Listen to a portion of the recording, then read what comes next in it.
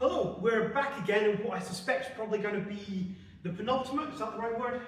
The second before the one before the last one of our side and dagger work, because we've actually looked at a lot of the course concepts and there's not a lot of point going over the same thing again.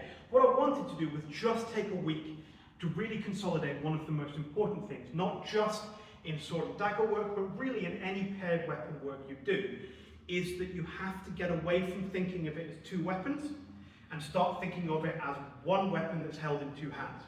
Now, if you were doing something like longsword, that concept's very easy because it is one weapon that you hold in two hands. But we've got to think about these in the same way. I'm not trying to get my brain to operate both of them independently of the other one, because that's a lot of processing power and we're going to mess it up more often. Instead, we want to think of them as one thing operating together, and the best way to do that is to get used to our hands moving together. So, let's have a look at what I mean by this. We can start off with the guards actually, yeah? So we have a guard where the hands are together, yeah? Not opposite sides of the body. Technically, this is more defensive than this. Yeah, I'm covering two lines here, I'm only covering one. But the reason I'm doing that is partly so that my hands are ready to explode and do things together from the same point, but also as an invitation, as we've talked about in other videos. But when we come to start using them, let's have a look at some of the really basic stuff we've been looking at. If Michael is going to come, so I'll switch around just because we're going to work on this side from a cone line to start with. So if an attack is coming in, we've looked at this parry here very early on, but we don't have this hand floating around. If I'm going to deliver a cut with it, I also don't come in here, I'm not going over for an imbricata. What I'm going to do is keep the hands close together and come in for the punta reversi. Partly because it means he cannot work his hands between my blades, and partly it just keeps my hands together, and as I said, the more I can keep them together, the easier it is for our brain to cope with. So when that attack comes in, they both move together, parry and attack. And if I'm delivering the cut, it's the same thing. They both go up, one parries the blade, the other one delivers my cut, whether that's to the arm, or indeed if I'm moving closer, whether that is coming in through the neck. But the principle is, both hands move together.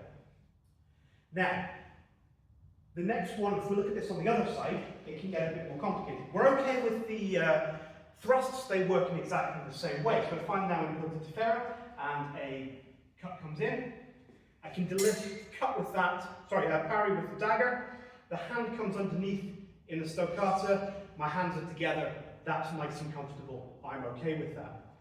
The problem is, if I'm trying to do the cut, that's where it seems that this is coming away, because when it attacks, I'm bringing this one round my head to attack over the top. Now that seems like my hands are moving apart. Can I just step you back so I don't keep hitting the pillar behind me? So from here, what I want to do is, as that comes, both hands cut across the body at the same time. Yeah, but I miss with the sword. The dagger picks up the parry, and the sword continues through and over. But for the first part, they move together. Both of them went across my body. Now this one swings over to deliver the cut. So they're still working as one. We look at the attack coming down from the head. So if Indente coming in and I double parry, my hands have moved apart. Yeah, I can't argue with that. Yeah? But it's very clear to see how this is still one action. Well, what's going to happen from here is I'm going to flick with the dagger, and now my hands are moving together again. This dagger hand is covering his dagger as my sword attacks my opponent. So no matter what I'm doing, my hands stay together. And the more you get used to that and making them work as a pair rather than independently, the better your dual fighting will become. And also that means you can stop yourself and check. So if an attack comes in, wherever it's coming in, if I end up doing something like this, I've got to ask myself, is that right?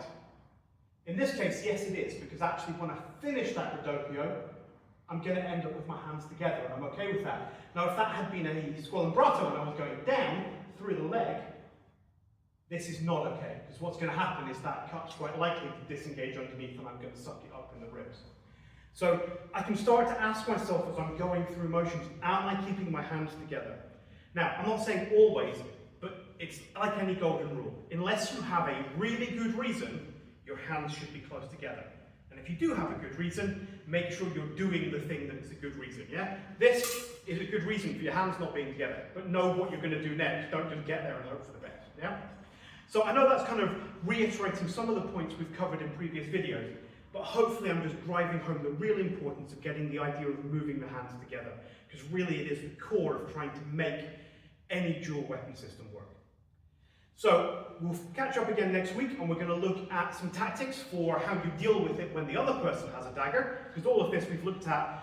Most of the time my assistant here has not had a dagger, so I've just been working around the sword. That's the ideal situation. I like that, it's comfortable for me. But I also need to have some tactics if they have a second weapon as well. So we'll have a look at that next week, just to round off this look at sword and dagger work. Until then, have a good week. We'll catch you later.